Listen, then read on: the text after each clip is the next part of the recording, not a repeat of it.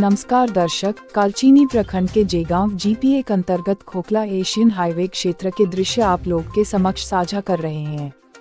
यह भारत भूटान सीमावर्ती क्षेत्र पाशा का बॉर्डर कनेक्ट करने वाला एशियन हाईवे है। इस क्षेत्र में मुख्य तौर से गोरखा समुदाय और आदिवासी समुदाय के लोग स्थायी निवासी है। अन्य समुदाय के लोग भी है, परंतु कम मात्रा में है। इस क्षेत्र के लोगों के आमदनी का सोर्स ज्यादा कुछ नहीं है। इस क्षेत्र में रहने वाले ज्यादातर लोग पहले खेती किया करते थे, परंतु अब समय बीतने के साथ साथ खेती भी कम होने लगी है और ज्यादातर सुपारी का पेड़ लगाते हैं। इस क्षेत्र में ज्यादा कुछ आमदनी का स्रोत नहीं है, परंतु एक सुंदरता से भरा हुआ दृश्य है। इस सुंदरता से भरे हुए दृश्य को आमदनी का स्रोत बनाया जा सकता है यदि सरकार इस क्षेत्र को थोड़ी ध्यान दे। एशियन हाईवे बनने के बाद इस क्षेत्र के लोग द्वारा हाईवे के किनारे छोटी छोटी दुकान लगाकर या फिर रेस्टोरेंट्स चलाकर आमदनी का स्रोत बना रहे हैं। जब कोई भी टूरिस्ट लोकल हो या फिर इंटरनेशनल हो, इस क्षेत्र में एशियन हाईवे के जरिए प्रवेश करके भारत भूटान पाशा का बॉर्डर की ओर आते हैं, तो उनको इस क्षेत्र के दृश्य मनमोहक लगता है। परंतु रियलिटी में जब वे पासा का बॉर्डर क्षेत्र आ पहुँचते हैं, तो उनको सड़कों की किनारी गाड़ियों का कतार दिखाई देता है, धूल से भरे हुए रास्ते दिखाई देते हैं, भूटान पासाका के फैक्ट्री से निकलने वाले धूल प्रदूषण दिखाई देता है। यदि प्रशासन इस क्षेत्र की सुंदरता में सुगंध भरने की प्रयास करती तो इस क्षेत्र के लोगों के लिए भी आने वाले दिनों में अच्छी आमदनी की स्रोत बन सकती है। प्रशासन को भी रेवेन्यू जनरेट करने का अच्छा स्रोत बन सकता था इस क्षेत्र का सुंदरता। बाहर से आए हुए लोकल टूरिस्ट से बातें करने पर उनको इस क्षेत्र में प्रथम तो टॉयलेट का समस्या दिखा। यह समस्या टूरिस्ट का खाली नहीं है, इस क्षेत्र में आने वाले हर एक वाहन चालकों का भी यही समस्या है। और टूरिस्ट का यह भी कहना है, बाहर से आकर अगर उनको यहाँ पर स्टे करना हो तो उनको कोई होम स्टे नहीं मिलता। ऐसे बहुत सारे चीज है जिसको प्रशासन ध्यान देगी तो टूरिज्म इस क्षेत्र में बढ़ सकता है, जैसे कि पीने का पानी का भी समस्या बना रहता है।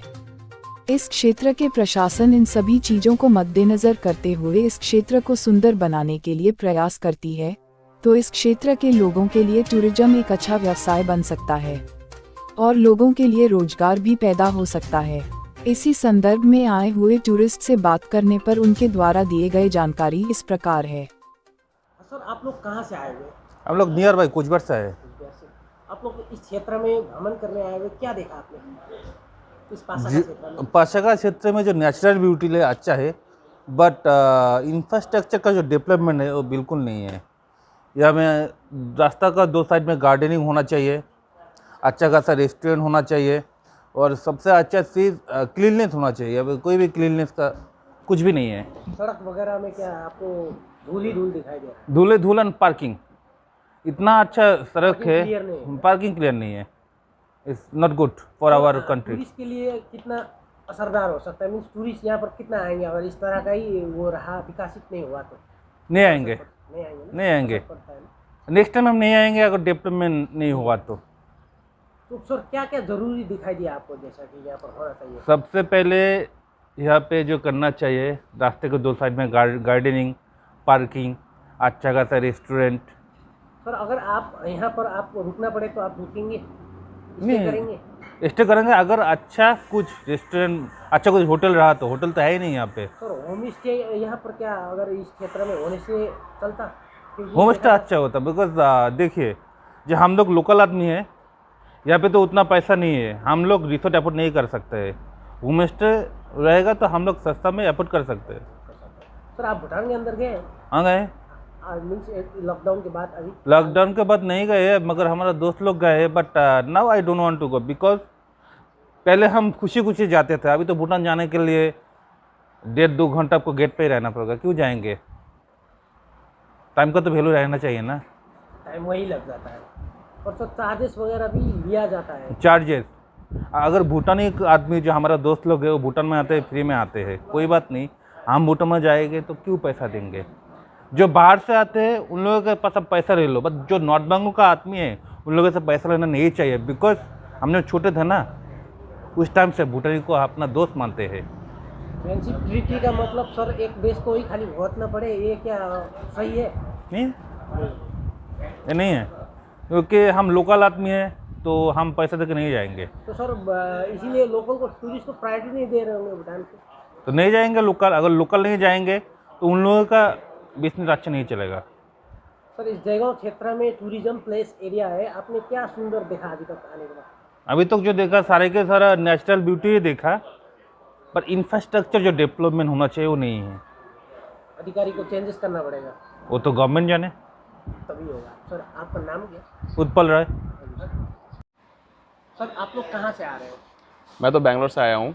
सर कब आए यहाँ पर? मैं 2 दिन पहले आया हूँ। सर कहाँ कहाँ घूमे यहाँ पर? इधर पे कुछ बिहार से लेके हम लोग इधर से आज आए इधर पे, तो देखने के लिए आप लोग का नेचर ब्यूटी जो है, तो वही। सर डायरेक्टली यहाँ पासा के पे आए? नहीं, डायरेक्टली कभी नहीं, आज ये पहली बार है, पहली बार ही आया हूँ। नहीं सर, डायरेक्टली मीन्स आप जयगांव के और उस और नहीं गए? नहीं, जाएगा उधर से नहीं गए थे, डायरेक्ट पकड़। यहाँ हाँ, पर क्या देखा आपने? ये हिली एरियाज देखा, व्यूज़ देखा, और अभी तक तो कुछ देखने के लिए मिला नहीं है, बट जस्ट अभी पहुँचे हैं तो अभी वही देख रहे हैं हम लोग। व्यूज का लिए? हाँ, व्यूज़ देखे हैं। ये क्षेत्र आप आते वक्त तो रास्ते में देखे होंगे कि कितना सुंदर दिखाई देता है। हाँ जी, हाँ जी। तो इस क्षेत्र में क्या करने से, चेंजेस करने से और भी सुंदर होता है? देखिए, कुछ चीज़ जैसे हम लोग टूरिस्ट के लिए चाहिए, जैसे वॉशरूम जो मेन इंपॉर्टेंट है, थोड़ा क्लीनलीनेस चाहिए जो हम लोग को बहुत ज़रूरत है, क्योंकि इधर पे थोड़ा हम लोग जब आए रोड सही नहीं है, रोड को थोड़ा सही करना है, जो सबसे ज़्यादा दिक्कत है। और खाने पीने का जो है इधर पे थोड़ा अभी तक डेवलप नहीं हुआ, तो वही चाहिए होगा। सर मोस्टली टूरिस्ट क्या प्रीफर करते हैं, जो अब कोई भी घूमने आते हैं इस क्षेत्र में, तो वो खाने के लिए क्या प्रीफर करते हैं? देखिए, हम लोग का जो नेचुरल होता है वो चीज़, जैसे आप लोग का रीजनल जो फूड्स होता है उसके लिए, क्योंकि नॉर्मल फूड सब जगह मिलता है, रीजनल फूड जो आप लोग का स्पेशलिटी होता है, आप लोग ट्रेडिशनल फूड जो होता है उसका, वो सब खाने के लिए हम लोग ज़्यादातर प्रिपेयर करते हैं वो सब चीज़।